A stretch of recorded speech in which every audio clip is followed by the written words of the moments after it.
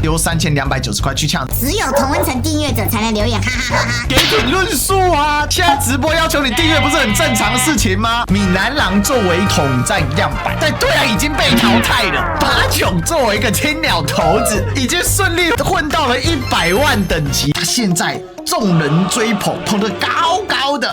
青鸟开始咕咕咕咕咕咕咕，八囧好棒，咕咕咕咕，八囧会外交，咕咕咕咕咕。他怎么会有脸去笑馆长没读书啊？馆长当过海军陆战队，保卫过台湾，他什么咖？我去美国国会跟对中政策小组开会，也不算老百姓发生外交嘛，那外交废掉好了。你跟美国国会对中政策小组开会，你是去拍照，你知道吗？给你做个现场介绍。去美国、欧洲看过他们油电价，还有税后薪水、路边税乞丐就不说了哦。所以这种东西你还要自驾游去才会知道哦。青鸟能不灭亡吗？青鸟未来还有前途吗？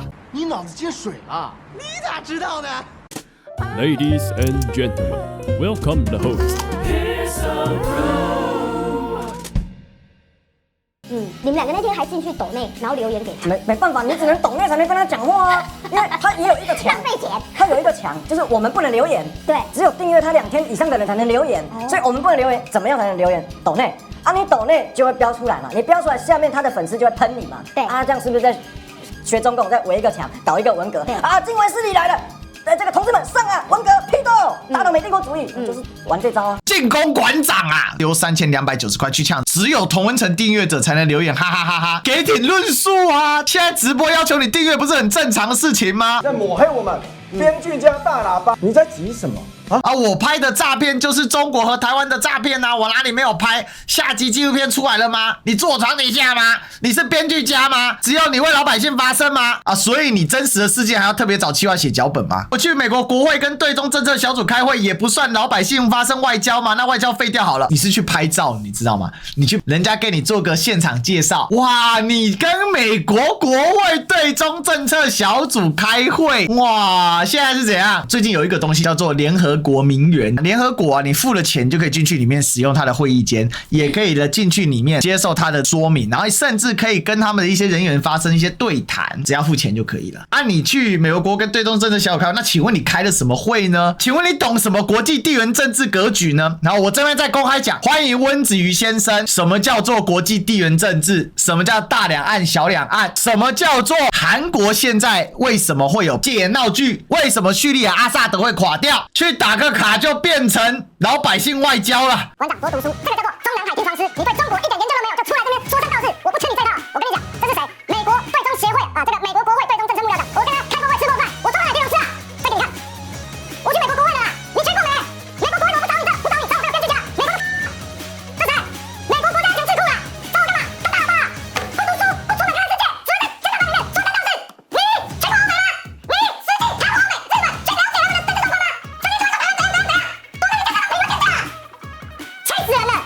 我最后悔了，这个上你的去过，别这么久了，谁知道我在这？你多看书，多跟欧美海外党人的接触，你就知道了。当青鸟推出来的100万网红是这种咖，那不就跟对岸统战部门所推出来的样板是闽南郎啊，不是一样吗？我只有3个字，哈哈哈。闽南郎作为一个统战样板，而且还只能靠最后反杀一刀的方式冲流量，但对岸已经被淘汰了。八囧作为一个青鸟头子，已经顺利混到了100万等级。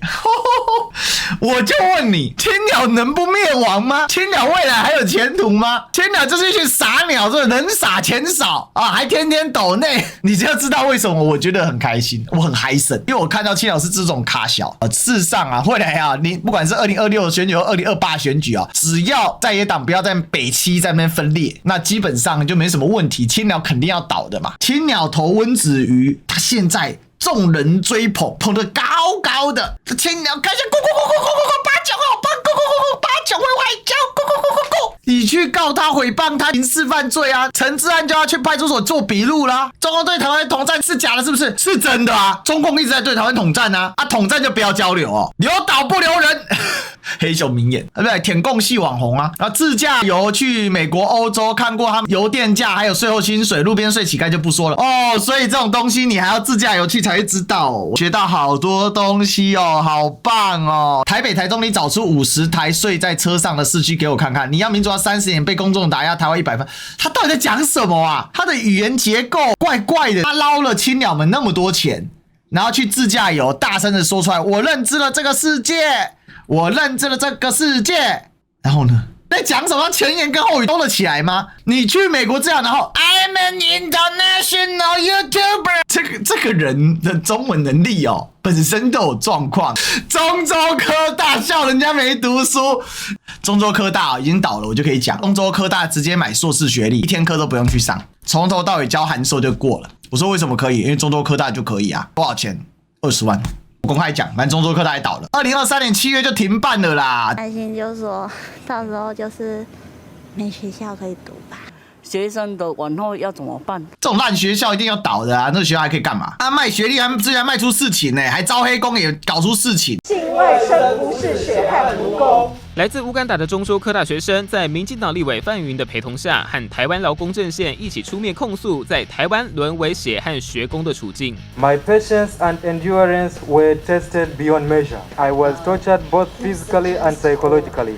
And not being able to get the quality education to fulfill my fundamental purpose of coming to Taiwan left me very disappointed. 就他的压榨的内容，几乎可以说是人口贩运的惨状哦。乌干达学生 Collins 表示，过去2年内曾一天工作超过10个小时，同时做2份工，勉强挤出时间坐在听不懂的课堂内，只求能够维持学生的身份。我不是要批评学校本身啊，他怎么会有脸去笑馆长没读书啊？人家馆长当过海军陆战队，保卫过台湾，他什么咖啊？我不知道他有没有当过兵啊。我对他直播这件事我是敬佩，我做不到他那样被打3枪给直播。我公开讲过 N 次了，馆长要是成立直播工会，林北一定去加去骂馆长没读书，就代表什么？代表他已经根本就没料，可以作为青鸟的代表，还可以上3立引动全天下留言，然后整个绿媒一起为之沸腾。你知道这是几路进攻钟明轩吗？网红、侧翼、立委、民代、官员、绿媒5路进攻。